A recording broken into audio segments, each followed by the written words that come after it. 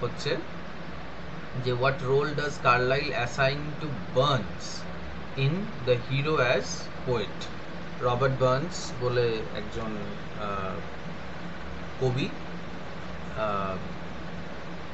তাকে কার্লাইল কি রোল দিচ্ছে, মানে রবার্ট বার্নসের ব্যাপারে কি প্রশ্ন, কি জিনিস বলা হয়েছে। হ্যাঁ, রেকর্ডিং করছি। কি প্রশ্ন বলা হয়েছে বা কি করা, মানে কি যোগদান তার, সেটা বলা হয়েছে। তো এটা এইভাবে আছে: Carlyle honors Robert Burns as a heroic poet of sincerity and natural genius. He observes, Burns is a true poet and singer, not a maker of verses merely. Unlike artificial poets who rely on convention, Burns wrote directly from his heart and experience. তো বার্নসকে কবি, একজন organic কবি হিসেবে বলছে, একজন এমন একজন ব্যক্তি, এমন একজন কবি হিসেবে বলছে যার যে আর্টিফিশিয়াল নয়, যে রিয়েল, এবং যার কবিতাটাও খুব রিয়েলিস্টিক, যেরকম দান্তে এক্সপিরিয়েন্স থেকে লিখছিল সেরকমই এখান থেকে রবার্ট বার্নসও তাই করছে।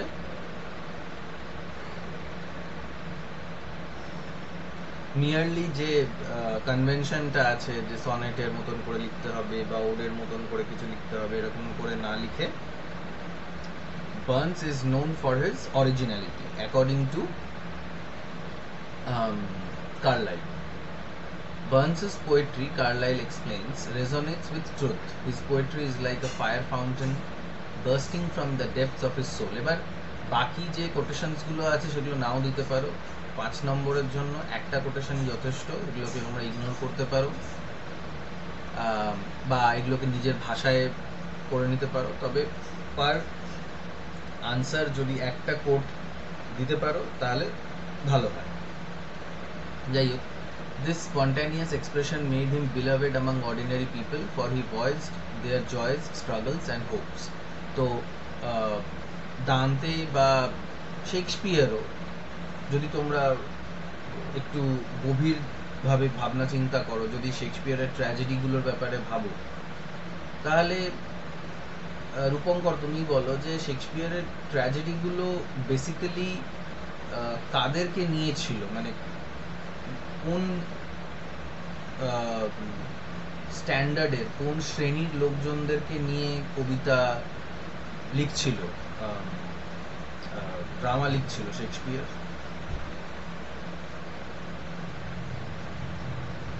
স্যার আপনি আরেকবার একটুখানি কাইন্ডলি যদি রিপিট করেন ভালো হয়, ঠিক ব্যাপারটা বুঝতে পারলাম না, মানে কি শেক্সপিয়ারের যে ক্যারেক্টার্স গুলো ছিল ট্র্যাজেডিতে, শেক্সপিয়ারের মেন ট্র্যাজেডিগুলো কি কি? ম্যাকবেথ আছে স্যার, তারপর আছে রোমিও, না ওটা তো রোমিও জুলিয়েট, হ্যাঁ আচ্ছা, ওটাও তারপর ট্র্যাজেডি, হ্যাঁ রোমান্টিক ট্র্যাজেডি। হ্যাঁ আচ্ছা, আর একটা হচ্ছে স্যার অথেলো, তারপর হচ্ছে স্যার কিং লিয়ার। কিং লিয়ারটা কি স্যার ট্র্যাজেডি না রোমান্টিক? ডেফিনেটলি। আচ্ছা আচ্ছা, তো ট্র্যাজেডি। আর আর আর হ্যামলেট, হ্যামলেট, হ্যাঁ sir Hamlet. Julius Othello Caesar, বললাম, জুলিয়াস সিজার, অফ তো কোর্স। এরকম অনেকগুলো ট্র্যাজেডি আছে। তো এই প্রত্যেকটারই যে গল্পগুলো, মানে অল্প বিস্তর তোমরা জানো যে ম্যাকবেথের গল্পেতে রাজা, মানে ডাঙ্কান ম্যাকবেথ রাজা হলো, লেডি ম্যাকবেথ সে থেন অফ ক্ল্যামিস ছিল, থেন অফ কডর হলো, মানে বড় অ্যারিস্টোক্র্যাটিক ফ্যামিলিদেরকে দেখানো হয়। হ্যামলেটে প্রিন্স অফ ডেনমার্ক, কিং লিয়ার তো কিং। তারপরে অথেলো একজন বিরাট বড় যোদ্ধা, বা তার রাজার মেয়ে, মানে এক বড় জমিদারের মেয়েকে সে বিয়ে করে, ইত্যাদি। রোমিও জুলিয়েটেও যে ক্যারেক্টার্সগুলো আছে সেই ক্যারেক্টার্সগুলো অ্যাকচুয়ালি অনেক সম্ভ্রান্ত পরিবার থেকেই আসছে। মন্ট্যাগস অ্যান্ড চেলমস্ফোর্ড, এরা দুজনেই বড় বড় ফ্যামিলি আর কি। So what does it tell you about these characters? These characters belong to a particular standard of people, high ranking people, aristocrats, তাই না? কমন পিপলদেরকে নিয়ে হ্যাঁ কিন্তু স্যার। ড্রামাটা হচ্ছে না। ড্রামাটা হচ্ছে, মানে ট্র্যাজেডিটা স্পেশালি, যেরকম অ্যারিস্টটলও বলেছিল, অ্যারিস্টটল বলেছে যে মানে ট্র্যাজেডিতে সাধারণত বড় বড় লোকজনদেরকে দেখানো হয়, মানে বড় বড় পোস্টে রয়েছে রাজা, উজির, মন্ত্রী, যোদ্ধা, এদেরকে দেখানো হয়। মানে অ্যাটলিস্ট এলিজাবেথেন ট্র্যাজেডিতে, মানে Aristotle was talking about Greek tragedy, কিন্তু এলিজাবেথেন ট্র্যাজেডিতেও দেখানো হয়েছে যে বড় বড় সব ক্যারেক্টার্সদেরকে নিয়ে বলা হচ্ছে। হ্যাঁ, এবার মডার্ন ট্র্যাজেডি ডেফিনেশনটা আলাদা। মডার্ন ট্র্যাজেডি যেমন জাস্টিস বলে একটা ট্র্যাজেডি আছে জন গলসওয়ার্দি, তো ওইখানে সাধারণ মানুষ কিভাবে পিষ্ট হয়ে যাচ্ছে জাস্টিস সিস্টেমের দ্বারা, বা ফ্যামিলি রিউনিয়ন, টিএস এলিয়েটের লেখা, এগুলোতে কমন পিপলদের, বা আমেরিকান লিটারেচার তোমরা পড়েছো ডেথ অফ আ সেলসম্যান বলে, তোমাদের ছিল কিনা আমি শিওর নই আমেরিকান লিটারেচারে। তো ডেথ অফ আ সেলসম্যানে সাধারণ একজন ব্যক্তি যে একজন জুতো বিক্রেতা তার ব্যাপারে বলা হচ্ছে। তো এখানে যে ব্যাপারটা বলা হবে এবার, মানে যেটা রবার্ট বার্নস করছে, Robert Burns became popular among the common ordinary people, কারণ রবার্ট বার্নস ওই অর্ডিনারি পিপলদের ব্যাপারে লিখতে শুরু করেছিল।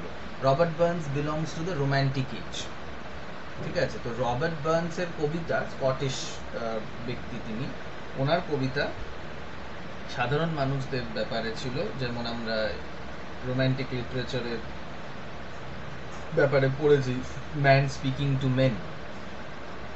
তো সেক্ষেত্রে তাই জন্য Burns was popular among ordinary people. Carlyle contrasts Burns with learned poets, noting that Burns' lack of formal education did not hinder his greatness. It is not because of what he has read, but because of what he has felt that he sings. His authenticity, not erudition, মানে পাণ্ডিত্য, define his heroism. So honesty is a basic quality of heroes, মানে যাদেরকে hero হিসেবে আমরা চিনি বা জানি, তাদের বেসিক কোয়ালিটি হচ্ছে তারা অনেস্ট, তারা মিথ্যে কথা বলে না। তো বার্নসকে ওই কোয়ালিটি ওই ব্র্যাকেটের মধ্যে রাখছে কার্লাইল, যে সে মিথ্যে কথা, মানে সে বানিয়ে বানিয়ে কিছু বলে না, সে তার ভিতর থেকে যে বার্তাটা আসে সেই বার্তাটাই সে বাইরের লোকের সামনেও প্রেজেন্ট করছে। বার্নসের সংস, মানে এটা এরকম ভাবে লিখবে যে যখন এস দিয়ে একটা নাম শেষ হয় তখন অ্যাপোস্ট্রফিটা তার পরে লাগিয়ে আর এস দেওয়ার দরকার হয় না, নাহলে বার্নসেস এরকম একটা সাউন্ড আসবে। তো so that it does not sound weird, তাই জন্য বার্নস অ্যাপোস্ট্রফি এস, এরকম বার্নস লিখে তারপরে অ্যাপোস্ট্রফি, আর এসটা দেওয়ার দরকার নেই। কিটসের ক্ষেত্রেও তাই, কিটসেস এরকম না, Keats KEATS apostrophe, Yeats YEATS apostrophe, এসটা অ্যাপোস্ট্রফি এর এসটা দেবেন, দেওয়ার দরকার নেই। Anyway, Burns's songs, Carlyle insists, will endure because they spring from sincerity and sympathy. He calls them veritable songs of heart. Thus, Burns represents the heroic poet as the voice of common humanity, embodying truth in its simplest yet most profound form. So, Burns কেন hero? According to Burns, কেন a poet and a hero? Because Burns এর ক্ষেত্রে সে common people কে represent করছে। দান্তে, Shakespeare এরা নিজেদের tragedy, মানে Shakespeare at least নিজের ট্র্যাজেডিতে common পিপলদের represent করেন। এমনকি অনেকগুলো কমেডি, যেগুলোর সব থেকে বড় বড় যে কমেডিগুলো, As You Like It, Twelfth Night, তারপরে টেম্পেস্ট, এখানেও কিন্তু সাধারণ লোকজনদেরকে নিয়ে খুব একটা কিছু বলা হয়, যা বলা হয়েছে সেগুলো সব রাজা, উজির, এই মন্ত্রী, এদেরকে নিয়েই বলা হয়েছে, ঠিক আছে? তাই জন্য বার্নসকে এখানে সে মানে হিরো বলছে আর কি। তবে এইখানে একটা জিনিস, মানে যেটা নেই এই আনসারটাতে, সেটা হচ্ছে যে বার্নসের কবিতার নাম নেই, এটা একটা fault. I think find out some poems by Burns, এটা তোমাদের হোমওয়ার্ক বলে তোমরা করতে পারো, যে বার্নসের লেখা, মানে রবার্ট বার্নসের লেখা কিছু কবিতা, ছোট ছোট কবিতাই আশা করি হবে, খুব বড় কবিতা নয়, সেই কবিতাগুলোকে ফাইন্ড আউট করো। ফাইন্ড আউট করে এই যে কথাটা কার্লাইল বলছে বার্নসের ক্ষেত্রে, যে ও কমন পিপলদেরকে রিপ্রেজেন্ট করছে, তো সেইটা ওই কবিতাগুলো যেগুলো কমন পিপলদের ব্যাপারে রয়েছে বা কমন পিপলদেরকে রিপ্রেজেন্ট করছে, সেই কবিতাগুলোকে সিলেক্ট করে এইখানে সেই কবিতার নামগুলোকে লিখে দেবে। যেমন এইখানে যে বলছে যে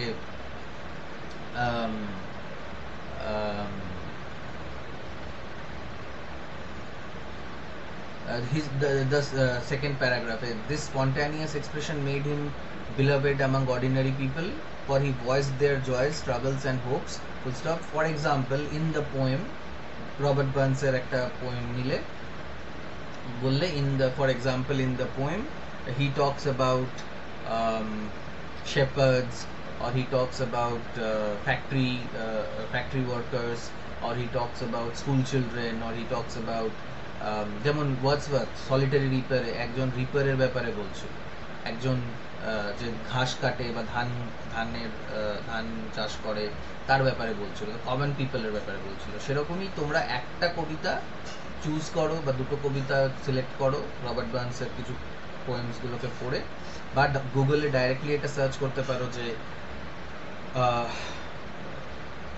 poems by Robert Burns where he talks about common people, where the theme is ordinary people, এরকম একটা করে এটার মধ্যে লিখে দেবে। Question number 6। নেক্সট কোয়েশ্চেন হচ্ছে, how does Carlyle define the poet as a seer? Seer আগেই বলেছিলাম, সিয়ারের মানে হচ্ছে প্রফেট, যে ভবিষ্যৎ দেখতে পারে। Carlyle repeatedly identifies the poet as a seer, one who perceives eternal truths hidden beneath appearances. He writes, the poet is not a maker of rhymes, he is a seer, he sees into the heart of things. Unlike ordinary men who are distracted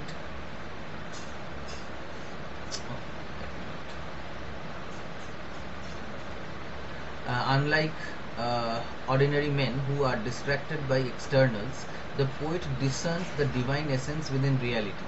মানে এটা ওই first কোয়েশ্চেনটার মতনই অনেকটা। First কোয়েশ্চেনটা এটা ছিল যে divine nature of poetry, how does Carlyle describe the divine nature of poetry. এবার পোয়েট্রি কে যে লিখছে সে হচ্ছে পোয়েট, তাহলে এখানে এই যে কোয়েশ্চেনটা যে how does Carlyle define the poet as a seer, এটা অনেকটা একরকমেরই। এখানে কার্লাইল এটাই বলতে চাইছে যে কবিতা মিস্টিরিয়াস বা মিস্টিক্যাল যে জিনিসগুলো আছে আমাদের এই জগতে, মহাজাগতিক যে জিনিসগুলো আছে, দৈবিক যে জিনিসগুলো আছে, সেটার মধ্যে যে সাধারণ সেটার মধ্যে যে সত্যটা, সেইটাকে আমাদের এমনভাবে আমাদের কাছে নিয়ে আসে যাতে আমরা সেটাকে গানের মাধ্যমে, কবিতার মাধ্যমে আমরা সেটাকে আওড়াতে থাকি, আমরা সেটাকে বুঝতে পারি। এই জন্য পোয়েট্রির মধ্যে একটা ডিভাইননেস আছে, আর এই কাজটা, এই মাধ্যমটাকে সেটা হচ্ছে পোয়েট। কারণ পোয়েটই আনলাইক অর্ডিনারি মেন শুধু বাহিরে কি আছে সেটাকে না বুঝে ভেতরে কি আছে, ভেতরের সত্যটা কি, সেইটা আমাদের সামনে নিয়ে আসতে পারে। ওরা চট করে ওপরটা দেখে ইমপ্রেস হয়ে গিয়ে সেটার ব্যাপারে কিছু একটা বলে দিল, সেটার ব্যাপারে কিছু একটা লিখে দিল, তা করে না। So they can see, particularly seer, one who can see inside things. তো সেইটা এখানে বলছে। This vision is what makes poetry more than amusement. কবিতা শুধু এন্টারটেইনমেন্টের জন্য নয়। The poet's task is to reveal what is eternal, infinite and divine, clothed in the forms of his age. Each true poet therefore speaks not only for himself but for all humanity. মানে universal করে দেয় থিমটাকে। মানে তোমাদের একটা প্রশ্ন মনের মধ্যে হওয়া উচিত অনেক ক্ষেত্রে, বা আমার মনের মধ্যেও কোনো সময় আসতো, আগে এখনো আসে, যে মানে শেক্সপিয়ার 500-600 বছর আগের একজন লেখক, তার ট্র্যাজেডি লেখা হয়েছিল স্কটল্যান্ডের ব্যাপারে, ইংল্যান্ডের ব্যাপারে, সেই ক্যারেক্টার্সদের রাজা মহারাজা তারা ছিল, এখনকার সাথে সেটার কি যোগাযোগ, মানে এখন আমরা কেন ওটাকে পড়ছি? ইনফ্যাক্ট আমেরিকান ইউনিভার্সিটিসগুলোতে ওরা এত পুরনো টেক্সটগুলোকে পড়ে না, ওরা সব লেটেস্ট যে নভেলসগুলো বেরোচ্ছে, লেটেস্ট ড্রামা যেগুলো হচ্ছে, শর্ট স্টোরি লেখা হচ্ছে, পোয়েমস লেখা হচ্ছে, সেগুলোকে পড়ে। কারণ তারা মনে করে যে শেক্সপিয়ারের সাথে এখনকার সময়ের কোনো যোগাযোগ নেই, কোনো রেলেভেন্স নেই শেক্সপিয়ারের আর আমাদের এই জগতে।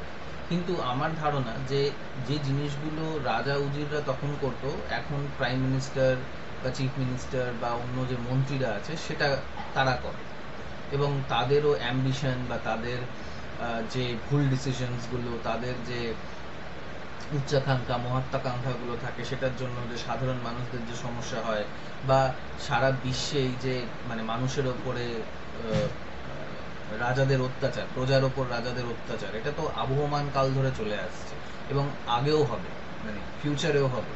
তো তাই জন্য আমার মনে হয় যে শেক্সপিয়ারের লেখা ড্রামাগুলো এখনো relevant, because they talk about these truths that cannot be denied, that cannot be uh, falsified with time. টাইমের সাথে সেগুলো চেঞ্জ হয়ে যায়নি, যেটা টাইমের সাথে চেঞ্জ হয় না সেটাকে বলা হয় ইটার্নাল। তো আমি ইটার্নাল ট্রুথের কথা এখানে বলছি। Carlyle insists that this seen is not learned but gifted. এটা নিয়ে জন্মগ্রহণ করে কবিরা, এটা রোম্যান্টিক পোয়েটসরাও বিশ্বাস করতো, কোলরিজ, ওয়ার্ডসওয়ার্থ, এরা বলেছিল যে পোয়েট একজন এমন ব্যক্তি যে পোয়েট তৈরি করা যায় না, নয় তুমি জন্ম থেকে কবি আর নয় তুমি কবি নয়। তোমাকে কবিতা শেখানো, মানে অনেকেই শেখায় যে কবিতা লেখা শেখানো হচ্ছে, এখানে অমুক জায়গায় অমুক কোর্স করা হচ্ছে, 6 মাসে কবিতা লিখতে পারবে, বাট আই ডোন্ট থিঙ্ক, মানে হ্যাঁ, if you know your words well, if you can express your thoughts well in an organized manner, and if you practice it, then you can be a good craftsman. If you are not talented, if you are not gifted, but if you are gifted, if you are talent, if you are born with the talent, then practice and humbleness, and at the same time practice can make you a true poet. এটা মানে romantic পোয়েটরাও বিশ্বাস করছে। কিন্তু পরবর্তীকালে যখন সোশ্যালিজমের একটা wave আসে, যখন people started believing that everybody can be a poet, কারণ কবিতা লেখাটা এমন কি ব্যাপার। বাট এনিওয়ে, সেটা নিয়ে অনেক ডিবেট আছে। কার্লাইলের বক্তব্য যে কবিরা জন্মগ্রহণ করে, কবিদের তৈরি করা যায় না। It is given to him, he did not make it, he could not help seeing it. In this sense, the poet resembles a prophet, a mouthpiece of higher truth. তো প্রফেটদেরও তাই, মানে যারা ভবিষ্যৎ দেখতে পারে তারা ওটা গিফট হিসেবে, একটা সুপার পাওয়ার নিয়ে জন্মগ্রহণ করে। তাদের কোনো ইয়ে থাকে না, মানে তারা প্র্যাকটিস করে করে ভবিষ্যৎ দেখা যায় এরকম কোনোদিনও হয়নি। না সে ভবিষ্যৎ দেখতে পায় আর না সে পায় না, it's a gift. Like many superheroes are born with some superpower. So like Superman is not born, but when he comes to Earth, the yellow sun gives him that strength, and he could fly and all that. And he could not but help fly, he could not but help be strong. So a poet is like that. Thus the poet as seer fulfills a sacred function, awakening in others the recognition of divine reality. For Carlyle, the true poet is one whose vision penetrates beyond illusions to the eternal foundations of existence. তো এটা just ওই জিনিসটাই বলা হচ্ছে যে কবি শুধু যে বা কোনো প্রফেট, কোনো ভবিষ্যৎ বক্তা শুধু যে ভবিষ্যৎটাকে দেখে মানে এনজয় করলো বা নিজের কাছে রেখে দিল এরকম কিছু নয়। সে ভবিষ্যৎটা দেখে সাধারণ মানুষকেও সেটা বলে দেয় যে দেখো ভবিষ্যতে এরকম হতে চলেছে, ভবিষ্যতে এরকম হবে। কবিও তাই বলে দেয় যে মানে I don't know if you have heard of this term or heard of this genre of Indian poetry called doha. It's a Hindi, it's usually used in the Hindi format.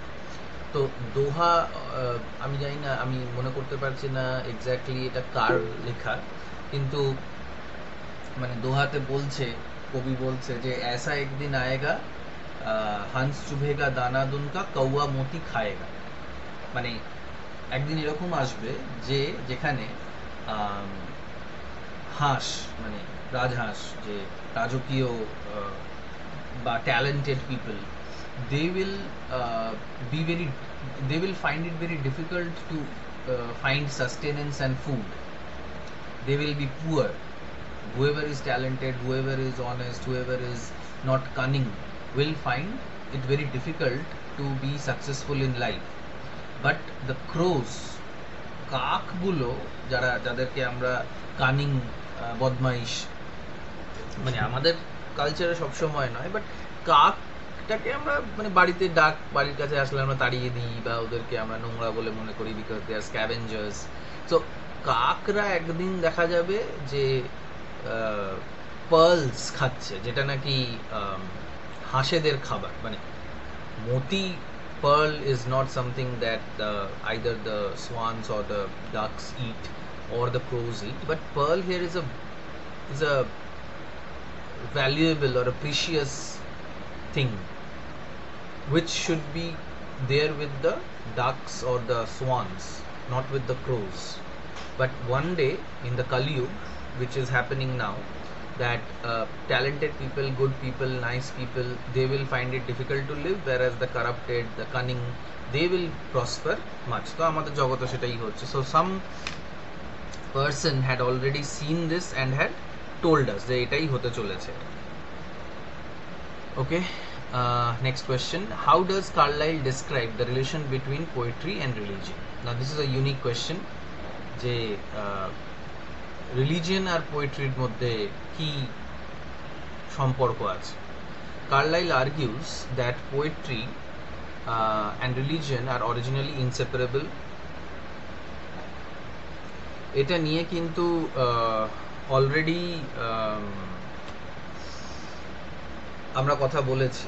মানে তোমাদের যখন ট্র্যাজেডি পড়াচ্ছিলাম, তোমাদের যখন third সেমে drama ছিল,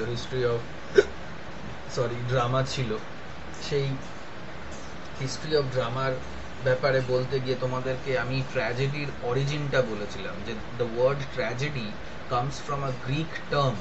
কি টার্মটা ছিল মনে আছে হৃদয়, বা একটু কম কর তোমার?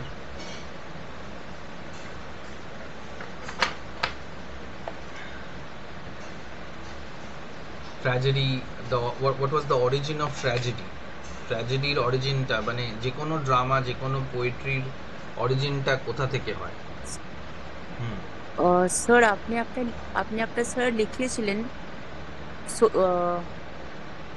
সোফোক্লেস।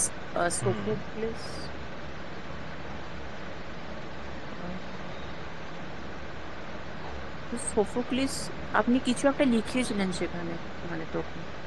হ্যাঁ, Sophocles was one of the ancient Greek tragic writers, but what is the origin of these Greek things?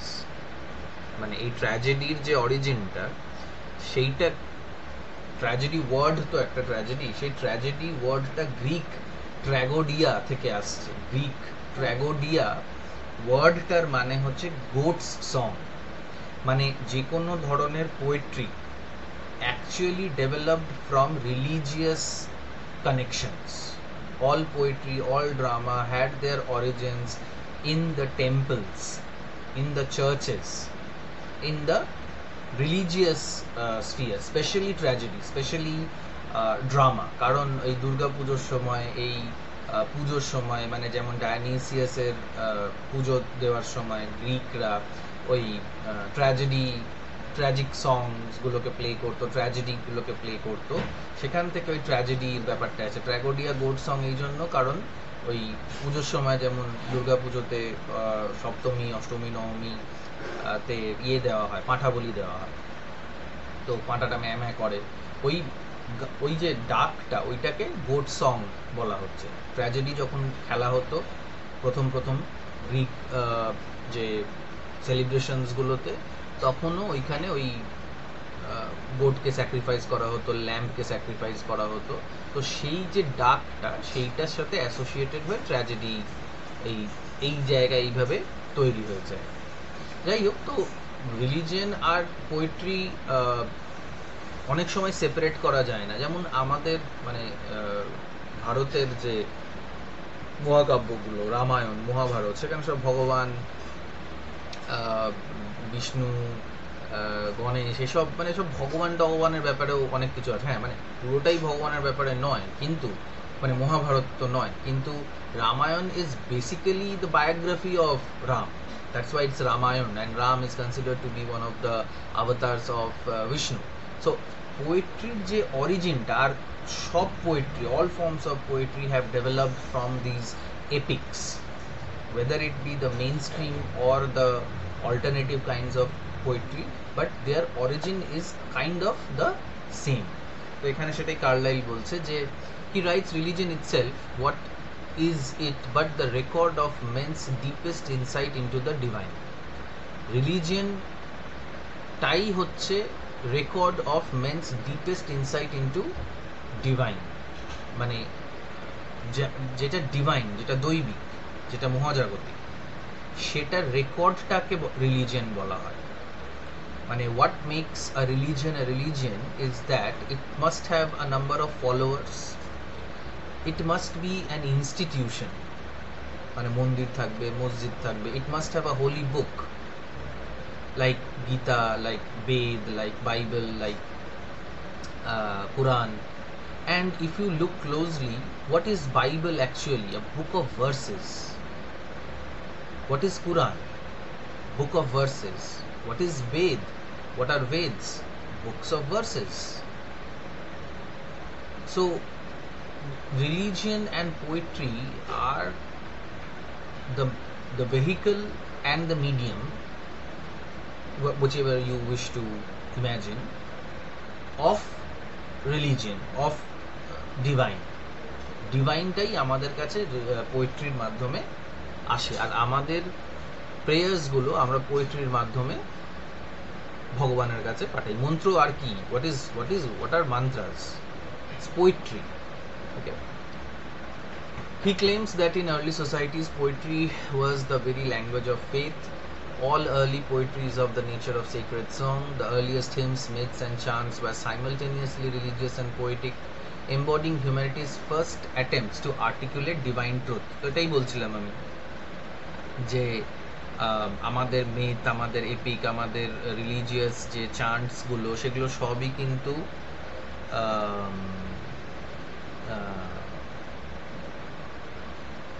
কিন্তু ইয়ে কি বলে, পোয়েট্রির মাধ্যমটা পোয়েট্রি ছিল। বলতে যাই খুশি চাই না কেন, medium was always poetry and poems.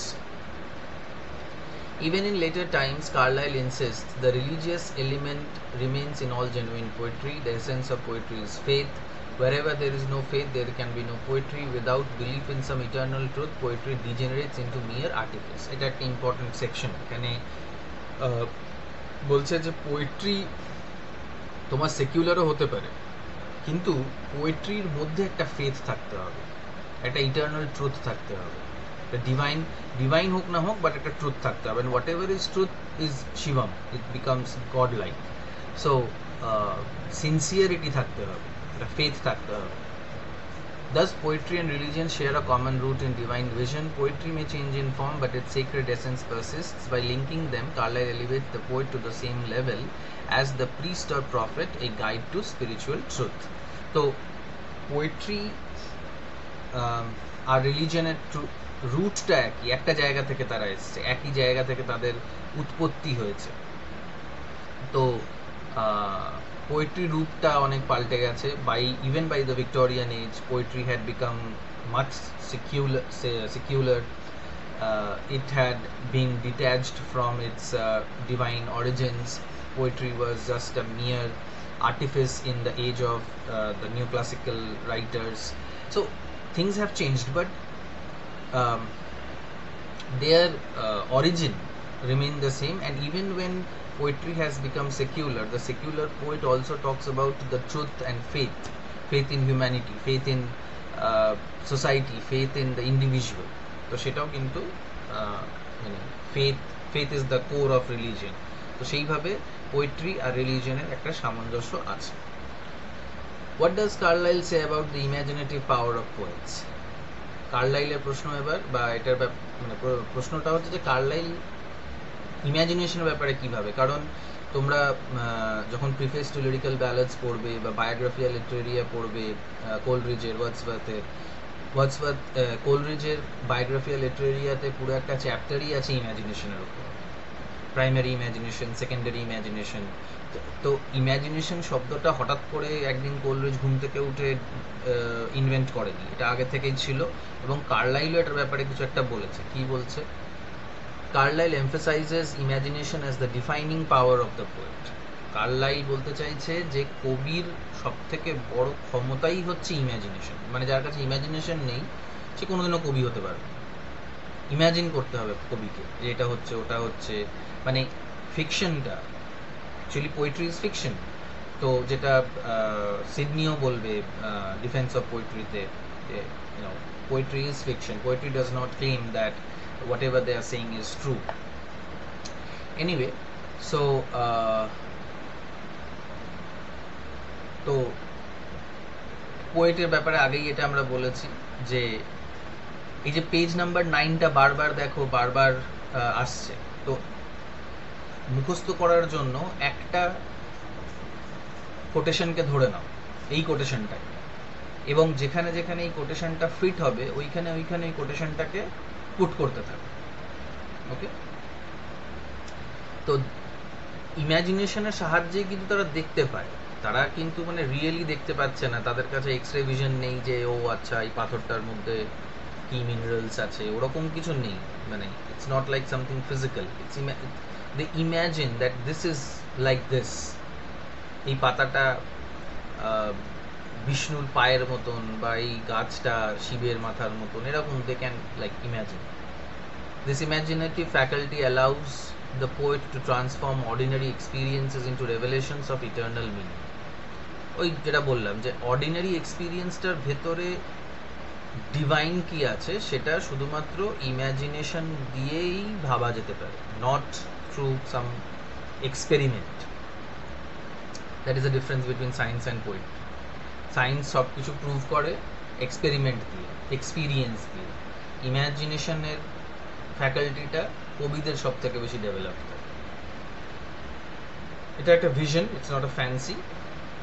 Imagination, Carlyle explains, is not ideal fancy but vision. Vision is something better than sight. Sight is something that is physical, you see by the eye. The sight is triggered, is controlled by the eyes, eye pupils. But vision is something that is where our sight ends, perhaps our vision begins. যেখানে আমাদের physical dimensions গুলো শেষ হয়ে যায়, সেখানে আমাদের সুপারন্যাচুরাল dimensions গুলো শুরু হয়। It is not froth but the very essence of truth seen in new forms. By reshaping reality, poets awaken others to meanings they could not see themselves. মানে রিয়ালিটিটাকে মেটাফরিক্যালি প্রেজেন্ট করে, সেই মেটাফরিক্যালি প্রেজেন্ট করতে গিয়ে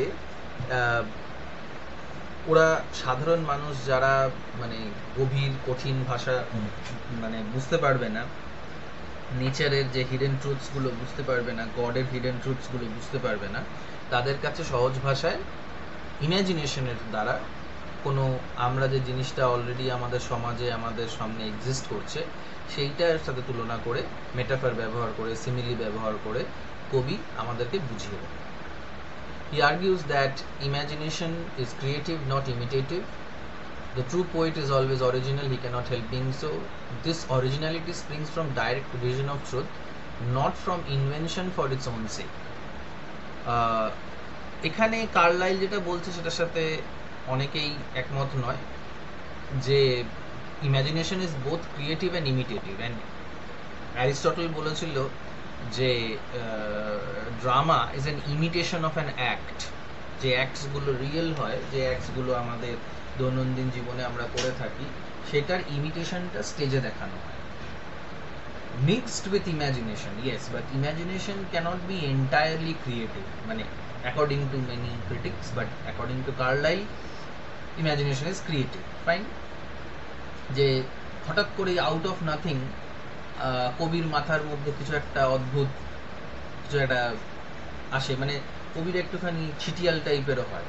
ছিটিয়াল আমাদের এই জন্য মনে হয় কারণ হঠাৎ করে ওরা কিছু একটা বলে ওঠে, কিছু একটা লিখে ফেলে, কিছু একটা করে ওঠে, তো ওই ট্রুথটা হঠাৎ করে ওদের মাথার মধ্যে আসে।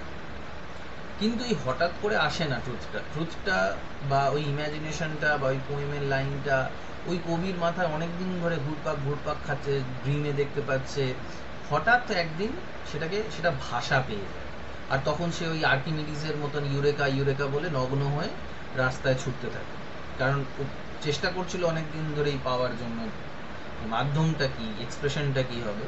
The moment the poet gets it, he or she can express it. So, well, whatever, I mean, this is according to Carlyle, so we will stick to Carlyle. Carlyle insists that without imagination no true poetry exists. It is this faculty that makes the poet a hero, for he brings divine insight into the realm of human speech. Poetry thus becomes the highest expression of imagination's power to reveal and transform. মানে দেখবে হৃদয় তোমাদের গ্রামে গঞ্জে হয়তো কোনো মেয়ের ওপরে দেবী ভর করে, ভগবান আসে, and that person starts speaking something that person is not supposed to speak.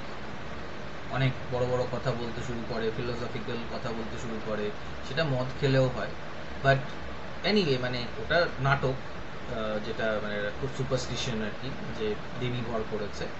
But দেবী ভর করুক আর না করুক, ব্যাপারটা হচ্ছে যে পোয়েট বিকামস দ্য ভেসেল।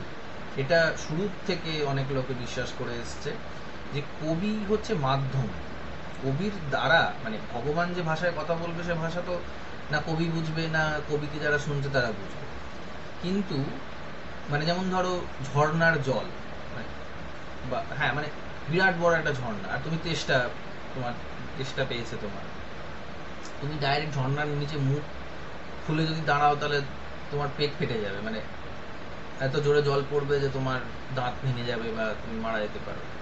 কিন্তু সেখানে যদি তুমি একটা জলের বোতল থেকে জলটা নিয়ে নাও তাহলে তুমি খেতে পারবে জলটা। কবি হচ্ছে জলের বোতলের মতো, একটুখানি ভগবানের কিছু একটা বুদ্ধি, কিছু একটা জ্ঞান ওই একটুখানি বোতলের মধ্যে সে অন্য ব্যক্তিদেরকেও দিয়ে থাকে। তো এটাই হচ্ছে কার্লাইলের imagination, to take a small thing into some portable form, into some transferable form. That is imagination. The thing already exists, but to give it a form is imagination. But according to Carlyle, etai mane more or less he is talking about it, but he brings the divine into the realm of the human through poetry, through metaphors, through symbols, through similes. ঠিক আছে? And finally, what role does Carlyle assign to the poet in the society? তো এই ব্যাপারটা একই অনেকটা, যে ওই যে লাস্টের যে জায়গাটা সেটার সাথে এটা রিলেটেড আছে। Carlyle regards the poet as the most essential figures in the society, shaping its beliefs and values. মানে রামায়ণ, মানে অনেকে বিজেপি যখন একসময় ইয়ে করছিল, ক্যাম্পেইন করছিল ইলেকশনের জন্য, তখন তারা বলছিল না রাম রাজ্য মানে স্থাপিত করা হবে, if you remember it. What does that mean? Ram was an imaginary ruler ruling in an imaginary place, though the same place name exists today, which was taken from the epic, and it represents the best kind of ruling, the best administration. So the poet decided what should be the best administration, just like Plato in his